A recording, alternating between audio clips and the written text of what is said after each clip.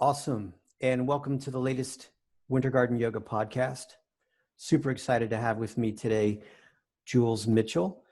Jules is an excellent yoga teacher. She's an author. She's a researcher. She does it all. Jules, if you'll just take a second and tell the folks a little bit about what you do, where you're coming from, etc. Yeah, absolutely.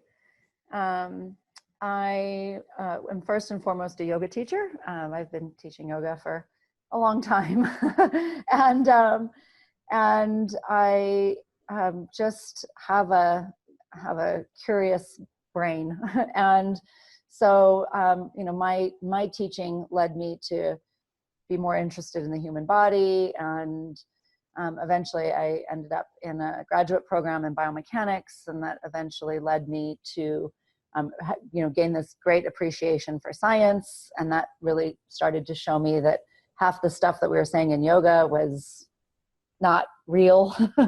And so then I ended up writing a book to help people not just understand biomechanics, but also understand the nature of science and research. And so just as, in that role, I've really, adapted to teaching teachers now. So I run, teacher trainings, I do online courses, my audience is mainly teachers. So that's pretty much what I do. Awesome. Mm-hmm. So what was going on in your life that you even checked out yoga in the first place? I took my first yoga class in college, in undergrad, which was like more than 20 years ago. And I knew it. I knew yoga. Like I ended up at yoga because I knew I just knew it. And so I was like, oh, I heard about a studio, and I was like, oh, of course I'm going to go. Like, it was just something, this is sounding very yoga and esoteric, but it's just, it was familiar. I don't know how I knew about it. I just did. I was good at it, good at it. Mm-hmm. It came naturally to me. I really much enjoyed it. And so I was into it right away. And then, I stuck with it, but wasn't, I was 20, like I was not that dedicated to it, Right. A little bit here and a little bit there. And then I'd go for a month and my package would run out, and then I'd, go to the bars for a month, and, and it was when my mother died, that like I basically like transferred like those problems to yoga, and then yoga became its own thing. But that's when I kind of really like slid in, and I haven't left yoga since. Okay. So there was no previous experience. It was just something you knew about and decided to check out. Is that correct? Yeah, pretty much. Like, I brought a friend along. It wasn't like a friend brought me along. Right. I had an inherent knowing of yoga. Like, I don't know if I did it with my mother when I was a child, or, I don't know. Like, it was just obvious to me that when it became available, I would join. So. Got you. Now, was it something in yoga that led you down this biomechanic path? Like, what was happening in yoga that inspired you to start doing research, to start to question the verbal cueing, etc.? Well, I think I always questioned stuff from a very early, like, I remember, I remember in my very first teacher training, my teacher talking about bending your knees during a sun salutation, like when you go into a forward fold. And I challenged her, what her position was. I was like, no, and challenged her. And like she was getting me research, which was at the time a bookshelf with actual yoga journal magazines, because there was no internet, there was no database, and pulling up like the anatomy articles written by, whoever was doing it at the time, and me reading that and going, that's not enough evidence for me. I don't understand, so I always kind of had that nature. And I guess the more I was teaching, the more I would, and I just, I fell in love with yoga. I just did every workshop, every course. I'd go to Los Angeles and take, 10 different classes from 10 different teachers of different styles. And I started to realize like everyone's contradicting each other. Mm-hmm. And when you press a little further and you try to get questions answered, I felt like they were just making up answers. Do you know what I mean? Like that was what was most disappointing. I was like, why don't you just say, I don't know? Or why don't you just say, it's just the style, it's a stylistic preference. It's just how we do it in Ashtanga or whatever, you know? Right. But instead they were making up not throwing Ashtanga under the bus, just as an example, you know?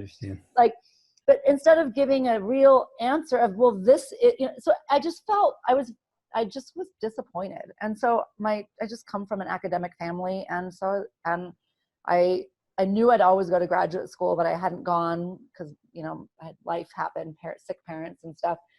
And so I was like, okay, this is what I'm going to go to graduate school and I'm going to learn some stuff about the body. And I didn't know what biomechanics was.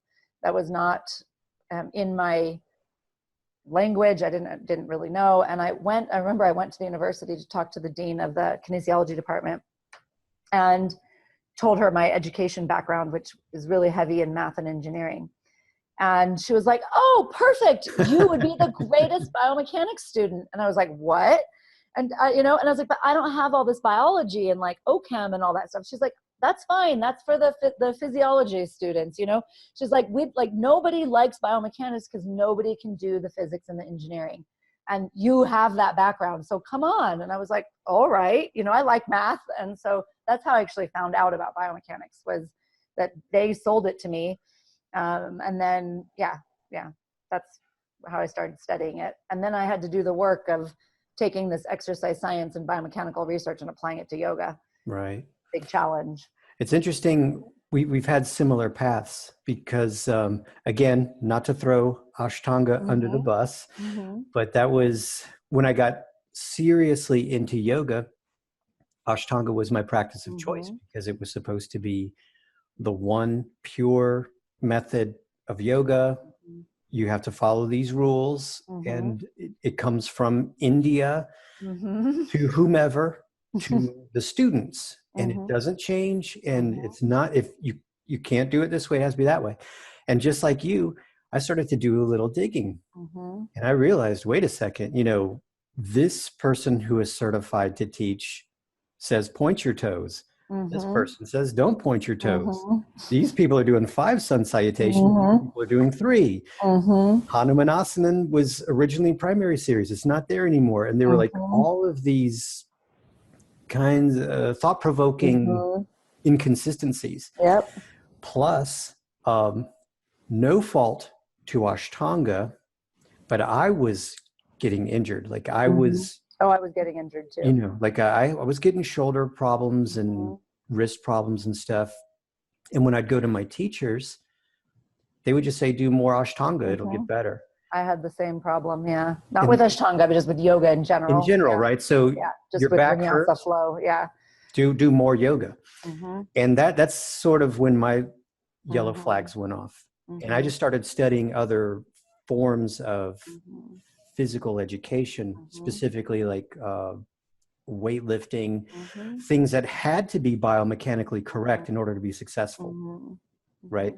So applying those principles to the yoga changed everything for me. So it started to reverse things, and things got a little more specific. So how did you start using the biomechanical data and stuff, applying it to your practice, and what happened? What stayed? What went away? How did it change? That was a long process. Yeah. And messy. Yes. And messy and really like done in the public eye. You know what I mean? Like as I transformed, like I was, you know, filming classes online, like, you know, so like you can actually like, there's actually like a digital history of my evolution of how I teach, you know, like I laugh, I look at, you know, classes that were, you know, filmed 8 years ago. I'm like, I do not teach at all like that anymore. Right. It's not that it's not valuable stuff. It's just different. I guess what really changed for me was I kind of went through this kind of roller coaster of, okay, injuries was a big part of the conversation, Mm-hmm. and this whole idea of how can we, keep people safe and Mm-hmm. and do things right, and that started the conversation. And then I actually ended up going a completely different route, and really realizing like that none of that is actually that important in yoga. And then really kind of challenging our question about injury and like, what is injury? Mm-hmm. And how do we define it? And is yoga something that's, causes injuries? And so then it became more of a conversation of, well, let me look at like what biomechanics says. And when you start looking at biomechanics research, there's so many limitations, even in the yoga biomechanics research, of which there's not much, but there's Right. so many limitations. And so I ended up really going into the histology route, like studying tissue mechanics. And I think that was for me where everything pieced together. That the shape of the pose doesn't matter. You do it a certain way because it's the way you like it. It's stylistic. It feels good and it has a certain look to it, but that it doesn't matter if you're practicing Ashtanga, if you're practicing flow, or you're practicing Iyengar. You practice what you like, and that's it. That one isn't superior than the other. It's just the body that does amazing, incredible things. So I kind of went away from that. Was really like, well, what is happening when we're putting ourselves in these poses? What are the muscles doing? What's happening to the connective tissue? And then because of the injury conversation, I really started focusing on the connective tissue, because that's where all the injuries are, the soft Mm-hmm. tissue. So I really was like, well, what is this stuff made of? And how does it behave? And then that's when it kind of all came together for me within yoga. And it's really about like, we're putting tension on these tissues. How do they change on the microscopic level? What is the behavior of the cells? What can they do to the mechanical properties of the tissues? And it's not necessarily that something is a pose is safe or unsafe. It's really, is the tissue adapted well enough to receive what we're giving it, And Right. so then that took 10 years probably, that narrative to evolve. It was tough, but it eventually made its way into the book, and I think I have it in a nice little story, 100,000 word story. But Gotcha. So we keep saying the book. Yes. What's the name of your book? The book is called Yoga Biomechanics, Stretching Redefined. And where can we get it? You can get it maybe on Amazon, but it's easiest with no hassle if you just get it from the publisher, because somebody else is selling it on Amazon. So it's fine. You can get it from them and leave a review.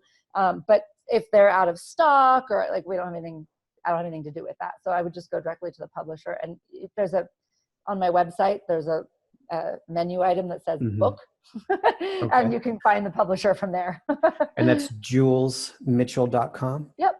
Okay. So julesmitchell.com, click on the book, and you can choose between Amazon or Handspring Publications. Is that correct? Yep. Okay. Excellent. And it's Yoga Biomechanics? Yep. Yoga Biomechanics, Stretching Redefined. Yeah. Stretching Redefined. Excellent. Yep. And so if I'm hearing you correctly, you're talking about adaptations of the tissues and stuff. Yep. And you mentioned this a lot in the videos that I've seen of you, and we'll get to that in a second. And you talk about it. It's great. Progressive overload, right? And this is something that you hear makes weight training or strength training successful as well. Yep. Is progressive overload. Yep. Hopefully, if you're new to weight training, you're not going to just try to pick up 500 pounds off the ground. Right. So hopefully, if you're new to yoga, what are you not going to do? Like, how would you progressively build up in a yoga? Well, that's a tough one. It depends again on what you're doing in yoga. I think using these concepts of there's this principle of progressive overload. We can talk about a couple things. We can start with just basic like frequency of attending. Like there's all these 30-day challenges in January. and people are, untrained to spend 45 minutes out of a 90-minute class with in a load bearing position on their hands, and then, they come to yoga every day for 30 days. And then they're like, their shoulder hurts or their wrist hurts and they stop coming back to yoga, and it's like, well, maybe it's just because you didn't progressively, like you didn't load progressively. Or same thing, you've been sitting at an office in a desk, doing computer work for the last 10 years, and you start going to yoga you go too much because you love it. And again, your wrist or your shoulder hurts, that kind of thing. So I think that's one of the biggest problems is just kind of the frequency, because when you're talking about progressive overload, it's not just magnitude. You can look at frequency, or you can look at all kinds of things. But then the other question then is, is yoga itself an activity that is progressive? So if you're a novice, then, yoga really provides some interesting, novel, variable loading patterns for you. But if you've been practicing Ashtanga every single day for 7 years, 8 years, is it progressive enough? And so, maybe some of the little things that are coming up that, we'll call injuries, but I don't know if they really are, but are just because there's no progression and there's not a lot of variability. And, so it's a big topic, but just knowing what progressive overload is so empowering for yoga teachers. Like, just to understand those concepts, it gives people a place from which to critically think about their practice. Correct. So just general, if we oversimplify it, is just make sure it doesn't hurt. Start there, right? If you haven't moved in a while, that's not the time to try to stick your foot behind your head, even though everyone in class around you is doing it. And maybe your well-meaning, enthusiastic teacher is telling you can do it. Yes. You have to use a little bit of judgment and gradually work your way toward that. That's hard to express that to the general public, though. Correct. The general population tends to not be very kinesthetically aware. So that makes it hard for teachers, we forget. Especially when we've got newer, younger teachers. Like when I was a young teacher, I was young. I was in my 20s. I could do everything. It never even occurred to me. It was there's no fault of my own. I'm sure my teacher who taught me how to teach expressed it to me, but I didn't have just didn't. I was like, what do you mean? Why can't you do a handstand? Why not? So it's no one's fault. It's just it's a complex topic, For sure. The first group of people that I was teaching, they were fit. They were fit 30, 40, and maybe even 50-year-old folks. But that makes it easier. Right? But then I went to a different studio to teach, and the first person who walked in was obese. She was as wide as she was tall. I'm not trying to be large-bodied, mean, but she was big. And then the next person who walked in was 74 years old. The next person who walked in was a 16-year-old hyperflexible cheerleader. So at that moment, I just started getting rid of things. I'm like, okay, well, we're not doing handstands. We're probably not even going to do sun salutations. And I had to think instantly, how can I teaching, So that's kind of, well, thank you. And that's kind of my next question is, what do you see that's good in yoga teacher training that's out there today? And what do you see that there's opportunities to fix, if that makes sense? This is a good question. There's a lot of bad mouthing about yoga training and yoga education, and I'm not on board with that. There's so much criticism, and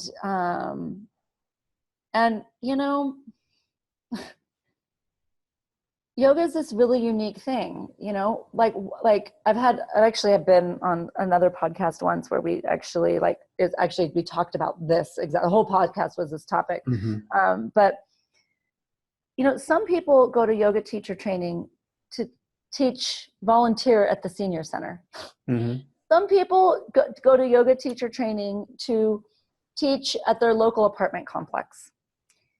And then some people go to teacher training and make careers out of it, you know. So it's like, to just as a blanket say we need to be more vigorous in our anatomy and biomechanics training and teacher training, I think is really a disservice to the potential that yoga can be. You know, some people go to yoga teacher training to become meditation teachers, to teach bhakti, and you know, so I'm not really like saying that yoga teacher training is falling short. It's what needs to be recognized is the basic, you know, model that we have where your first one is 200 hours.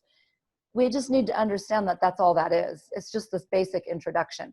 It qualifies you to lead a class to a group of people. That's all it qualifies you to do. It doesn't qualify you to assess whether somebody should be doing a headstand. It doesn't qualify you to give a relationship advice. It doesn't qualify, you know, or nutritional advice, or all the other things that yoga teachers end up doing. It doesn't qualify you for any of that. It qualifies you to stand in front of a room and call out some poses, and not a broad range of poses, a pretty narrow, accessible range of poses. That's what it qualifies you to do. And if we were just more clear about that, you know, or maybe it's just the enthusiasm that comes when you do a training, that would be okay. And then you have to continue your education if you want to do more than that. And if you want to do more than that, then you've got to continue your education specifically into the areas that you want to teach in. So if somebody comes to me that someone books a private lesson with me that is going through trauma, I will not work with them because I'm not trained in that. I will refer them to somebody who is trained in that. I have a little bit, but not nearly enough as what, you know, I do kind of focus on. So, you know, I refer that student out to a trauma-informed teacher, and then she sends her, you know, post-knee surgery people to me, you know? And so it as long as that is clear, I think there's nothing wrong with the teacher training system. I mean, there's like so much hatred out there with, it's just like, I don't have time for that, you know? I went through the regular teacher training. I did a 200 and I did several 300s. And then I went and got a graduate degree. I turned out fine. You know, like plenty of teachers are turning out fine that are going through teacher training programs.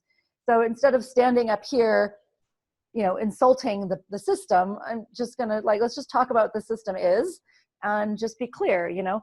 200 hours gets you started. And then after that, if you really want to excel in a certain area, discover what that is and then go for it. You know, when I was a new teacher, you know, I experimented with chanting before my classes.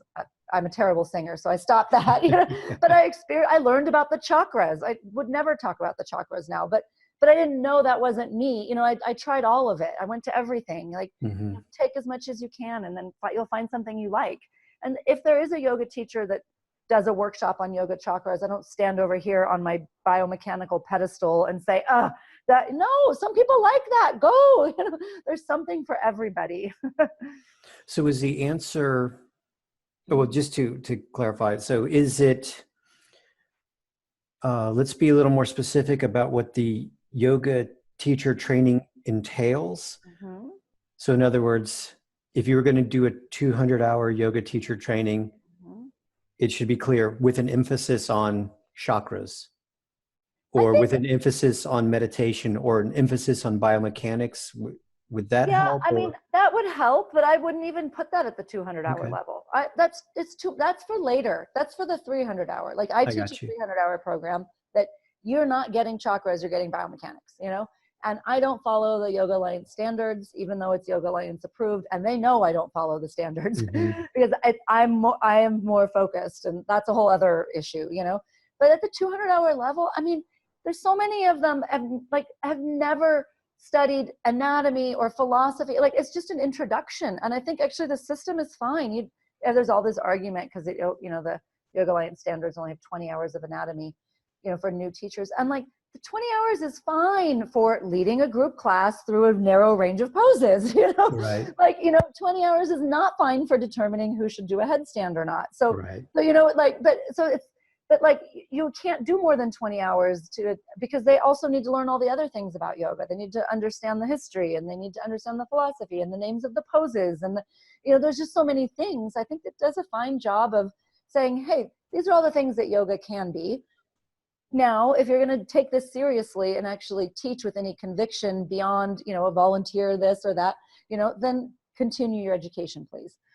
And then find Gotcha. something you like. That's what I think. So Okay. I think that, but I think the programs are available. You know, I think if you want to seek out biomechanics, you find them eventually. Mm-hmm. You know, like there are some incredibly smart yoga teachers out there in the topic of anatomy and biomechanics. And there's some incredibly amazing trauma-informed teachers out there. And there, you know, so it's available. You just kind of have to seek it out.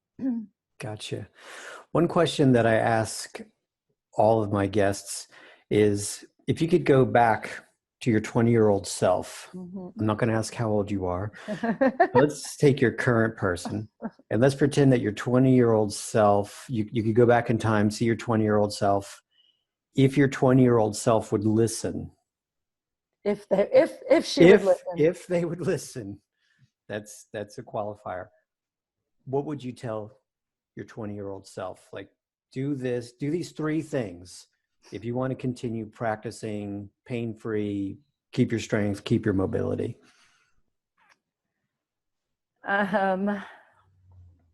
Cross train.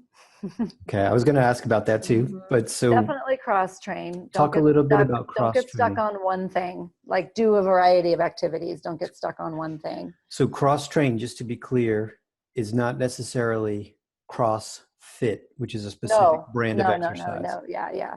So talk a little bit about cross training. I was going to mention this when you were talking about the progressive overload and just doing Ashtanga yoga for 6 days.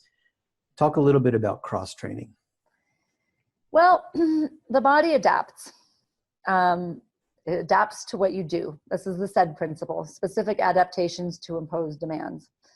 So another principle similar to progressive overload that are in all my trainings. You know, these are 2 principles of exercise science that every yoga teacher should know. Mm-hmm. When you start looking at what I like, this topic of histology and tissue mechanics, and you start looking at timelines of tissue change and even like rehab from injury and all that, you start seeing this timeline of 3 years-ish. It takes tissue kind of 3 years to mostly remodel, and you start looking at the half-life of collagen, and I go into this in depth in the book. But so depending, of course, on how much you're exposing to load and things like that. But I'll ask people, when you started going to yoga and when you started going pretty regularly, your body changed a lot.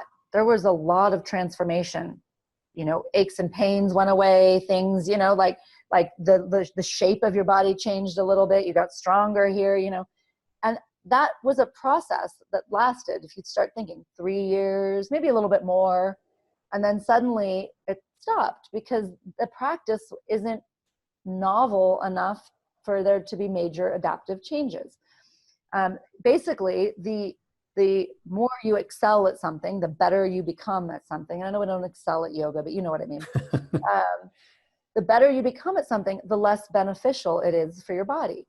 And so I always give the example of Serena Williams versus myself. If Serena Williams and I were to go out and hit an hour of tennis balls, whose racket arm do you think would adapt more? Like, whose bone density, bone cells would be mine, because I don't hit tennis balls all day long. It doesn't do anything for her, So that's kind of, when I say cross train, there's nothing wrong with doing yoga all the time, but to expect the results that you got for your first 3 years of yoga to continue forever, there's got to be some sort of variation, or there's got to be, moving from, maybe it's built into the Ashtanga system. You go from primary series to second series, or you start, something has to change eventually.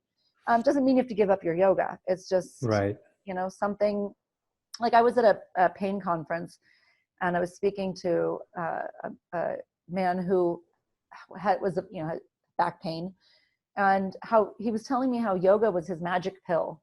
Like, for years, every time his back would hurt, he'd go to yoga and he'd feel better. And he said after about 5 years, that yoga stopped being his magic pill. And I was like, it's not the yoga. It's just you've adapted to it. Right. Try Pilates. Not that Pilates is any better for back pain than yoga, but it's something different, So keep going to the yoga because you like it. But if it's not satisfying something, it wasn't the yoga itself, Right. So Doug Swinson, Doug Swinson? Mm-hmm. He was the first yoga teacher in my realm to discuss cross training. Oh, great. So he mentioned that yoga is a lot of pushing. You kind of push yourself into cobra and stuff like that or whatever. So he said always make sure that you're pulling, whether you just hang off of a doorknob and pull that way or do chin-ups, whatever you can do. He mentioned that if his legs ever get loose, if his hips and legs get too loose, he'll hike in the mountains. So I'm a runner, and like a casual runner. And when I'm doing way too much yoga, the first thing I do is go out for a run just to change the sensation in my hips. It feels great. I totally agree with that. Okay, excellent. So first thing, cross train. What would the second thing be?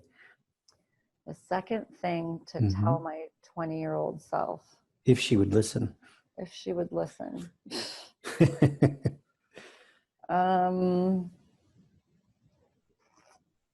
I don't know. You want it to be yoga related or life lesson related? Well, we'll try to keep the scope kind of narrow. I don't know, to be honest. I feel like most of the things I would have told myself, I ended up getting to. It's been a long time, I think if I were 30, the question might be a little bit, stay in school, obviously, you know what I mean? Like, but not just like stay in school and finish your degree program, but continue your studies. That was huge, for me. I think, just having the opportunity to go and be in graduate school and learn the value of, evidence-based work and, all of that, I think really transformed the way I teach as well. And got me very critical about the language that we use and making sure what we say, what we mean, and all of that. So that would be the advice I'd give myself. I think I took it. What are some of that language specifically? Because you've mentioned that a couple of times, is like watch the language we use, etc. What are some specific examples? Let's see. We tend to throw around a lot of sort of like casual concepts in yoga. I think a lot of stuff about what stretching does and how to stay safe and none of it's really like fully explored. There's just a lot of like word vomit, I think, that comes out in teaching. And I think a lot of it happens because we feel the need to fill the space. And so we say things that just nothing needs to be said actually at all. Like I'm just trying to think of some stuff. Like I was in a class once and we were twisting and, we were told that we were unraveling our fascia, and it was like, I'm not throwing the teacher under the bus. It was just like, I thought about it and I was like, so this just doesn't need to be said, because two things happen. One, people now think your fascia gets raveled and is unraveled by twisting, but couldn't it be unraveled by side bending or as well? I don't, or flexing, or I just, so that was a strange thing. And then also, people will then leave thinking their fascia gets raveled, and that's actually catastrophizing. You know what I mean? Right. Like it disempowers the individual. Right. So like, why couldn't we just twist and breathe? That sentence doesn't need to be said. It could just be left out, Right. So I think it's things like that. I think we're so powerful as yoga teachers. My friend Cathryn, who I just did a course with, talked about this. Like, our students see us 3-4 times a week sometimes, like they see us more than they see their healthcare providers. They see us more than they see, like people that they get health advice from. And so our words matter. Like when we say things that make people feel weak or fragile, like here's another one. Okay. In order to protect your knee, but does the knee need protecting?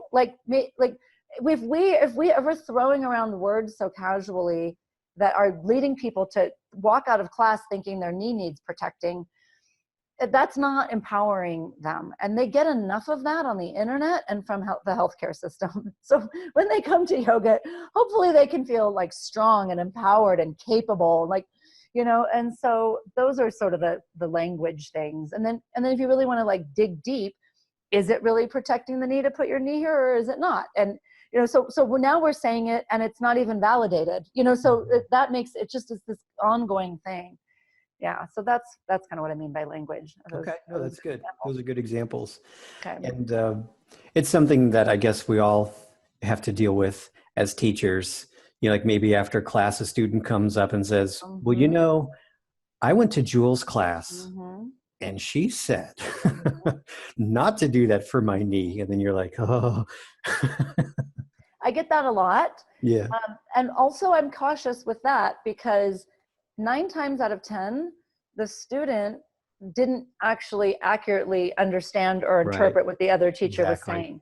So I try to not comment on what other people have told people because it gets lost in translation. Correct. You know, ask your student what the diagnosis of their rotator cuff injury is, and they don't know, but surely they were given words that they just don't remember, you know, so that's a good example. So, so I try to not like make other teachers wrong. Well, this is how we're doing it, and these are the reasons why. I don't comment on that. You know, go back to that person and ask that person, you know, usually it gets cleared up. I got you. So the first of the 3 was cross-train. Second of the 3 was continuing education, which you have done and still do. Is there a third thing that you would have told your 20-year-old self? What's that? Study computer engineering. So nothing like be patient or be gentle. It would be study computer engineering. I mean, if I was going to be, I mean, honestly, like as a businesswoman in the world of yoga, that is one of the best skills you can have. Awesome. To be able to build your own website, manage your own marketing content, design your own graphics, like, I mean, coding your own site, like that. I just, you know, on the yoga business side of things, that would be advice I would give myself. Okay, that's fair enough. Yeah, learn Excel, you know, like learn how to use, really though, like learn how to run a business, you know. It was a grueling process, you know what I mean? It took a long time, and I wished that I had actually like taken some, you know, actual courses in it. I'm self-taught on everything, but I made it work. Yeah, that's a whole other topic for a whole other podcast about the business side of yoga, which is super interesting. Did you ever read the book, The E-Myth? Any chance? E-Myth, the entrepreneurial myth. No. It's very insightful because the author breaks it down as to why some people don't succeed as entrepreneurs. So in yoga specifically, just because you're passionate about yoga, maybe you can teach well, maybe you've got a good practice, that's not the indicator to open a studio. Because if you don't know Excel, if you don't understand profit and loss, if you don't understand booking software, you won't be in business long. So you would need to hire someone who could manage you. And so it's an interesting book. Maybe check it out. Yeah. The E-Myth. Yeah, I will. E-Myth. I will. I'll check it out. Yeah, it's very interesting. Yeah. For business side of stuff. Awesome. What else? Does anything else come to mind that maybe we have missed in this conversation? We've covered a lot. It's been we have covered a lot. It's been great. Like this is excellent. You mentioned just briefly, you mentioned your SIJ course. Yep. Do you want to talk just a little bit about that? Sure. That course we just completed the launch. So the launch was about a month long. And that was with me and a collaboration with me and my friend, Cathryn Young. And we called it the Incredible SI Joint. We were doing production of the course. We were filming the video content, and the night before we decided we had to know the name of the course to film it, you know, even though we hadn't done all the back end tech stuff yet, you know. And we were like, well, we got to somehow, like, you know, and so we're like, what should we call it? And we're like, oh boy. And we settled on, I mean, pretty quickly, like we're like the amazing SI joint, the incredible SI joint, and pretty quickly we're like, let's do it. And I think the tagline or the subtitle is positive perspectives in yoga and movement. And we did that because there's just so much like bashing and like fragility and catastrophizing. And we just like, we both of us were just like, the human body is amazing and resilient and can do incredible things, just like watch the Paralympics, the fact that we can compensate is amazing. Like, so we just took the research and basic anatomy and biomechanics that is not different than anybody else's anatomy and biomechanics of the SI joint. And we just decided to interpret it from an empowering position. And that's really what the course is. Yeah, it's excellent. A full disclosure. I invested in that course. This was not a gift from Jules. I'm just letting everyone know I invested in the course. It's great. It's got video content, exercise demonstrations, the lecture, PowerPoint. It's all very thought-provoking, super interesting. I also invested in your is it Beyond Alignment? Yeah, Beyond Yoga Alignment. Beyond Yoga Alignment. Also very good. 3 video segments, PowerPoint presentations you can download. You get the PowerPoints themselves. Video clips included in the PowerPoint presentations with some tips and tricks on how to address some sticky points with dorsiflexion and stuff like that. My question about the SIJ, maybe just in joints in particular, because I think it was certainly in Beyond Alignment, that our bones don't indiscriminately just like pop into and out of alignment yet, and the same with the SIJ, and yet you'll hear people say, well, I had to pop my L5 back in place in order for me to move again. Can you talk a little bit about that? If it's not bones popping in and out of place, we don't know. We don't know. Okay. We don't know. Something's happening though. Something is happening that changes the proprioception.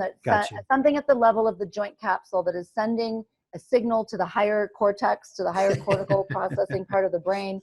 But honestly, and yes, there's gases, and when there's movement, their body makes noise, and but in reality, like if your SI joint were truly out of alignment, you wouldn't walk into the studio. You wouldn't have gotten into your car, and you would be extremely incapacitated.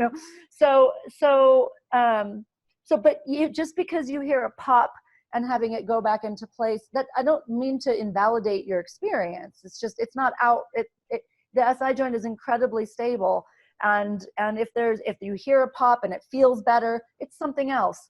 And that's the good news. Do you know what I mean? Like that was why this course is different. That's the good news. It's not the bad news. It's the good news is that, look, all we need to do is this little, you do this little move, or you go and you have your manual therapist do this little thing and you feel better. This is awesome. Now, how can we get you to wrap your embodiment and your experience around that it's not out of place and you're actually pretty tough, and let's get a little stronger and maybe this will stop happening. Right.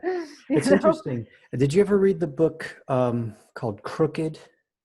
No. I wish I knew the author's name. I'll send it to you. Is it like a Mary Roach book?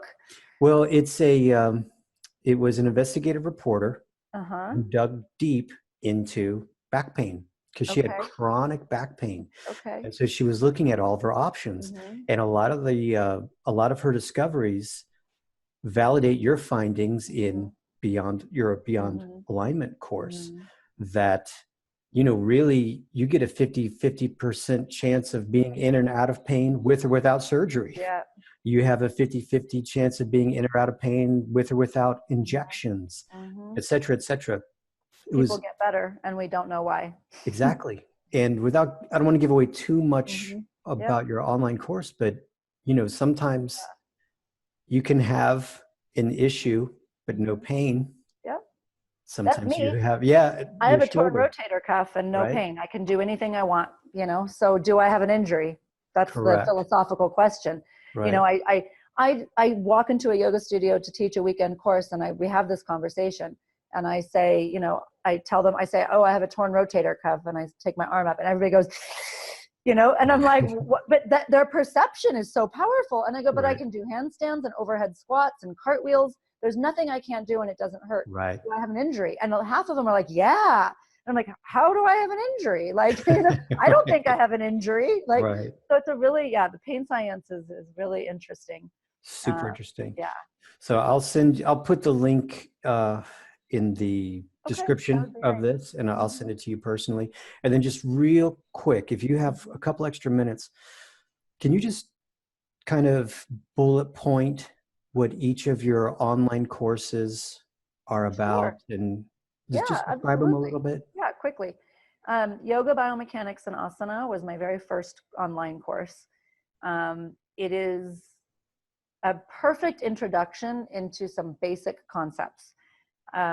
I was new at online content. It was my first production.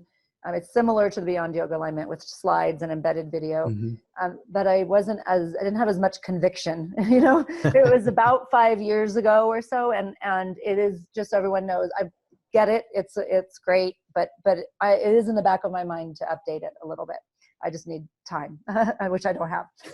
Then the second one that's on the list is Beyond Yoga Alignment, which is the one you already talked about. And that really challenges some of our alignment cues and looks at some of the research on pain science and tissue damage not being correlated with pain and so on. Mm-hmm. And then I have 2 courses that I collaborate with my friend and colleague, Charlie Reed. He's a personal trainer, strength and conditioning coach, and extremely knowledgeable. And so we did 2. We did one that is mobility-based conditioning, where we start to, it's videotape, it's video exercise examples and also slides. And we bring in like body weight mobility work that you would do in a gym, like single leg squats and things like that. Things you can do in a yoga studio to progressively overload and prepare the body to do pulling type things and that kind of stuff. But so it has a little bit of a fitness kind of flair to it. That's really fun. And we make sure that it's only, like, we don't use any equipment that's not in a yoga studio. So we wanted to make it accessible to yoga teachers. And then our other course was an intro to resistance stretching, which is sort of an isometric type stretching with some eccentric work. And that's like a partner class. It's great if you have private clients. It's a really good system. And that's also instructional video and slideshow. And then I have a hypermobility course that I collaborated with a friend of mine, Cathryn, Cathryn Cowie. And she's also a trainer and has hypermobility. So the slide component of that is fantastic because she knows more about hypermobility than anybody I know.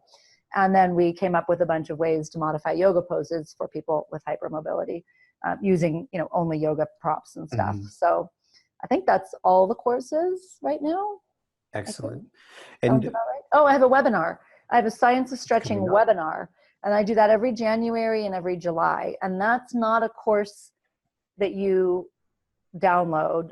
Well, you do, but you can, but it's meant to be live. So it's on a Zoom call, and it's your opportunity to ask it questions, and so I use the chat function, and I do record it, and I do send it out, but I don't sell it after the fact. So if you want the recording, you have to be in advance, because it's not scripted or edited. It's just me talking. It's 3 hours of lecture, but that's really fun. So that just got posted for July. It's available now. Excellent. Yeah. And can we go back to the hypermobility? Yeah. Content? Does that address is it hyperextended knees, hyperextended elbows, or is it hypermobile?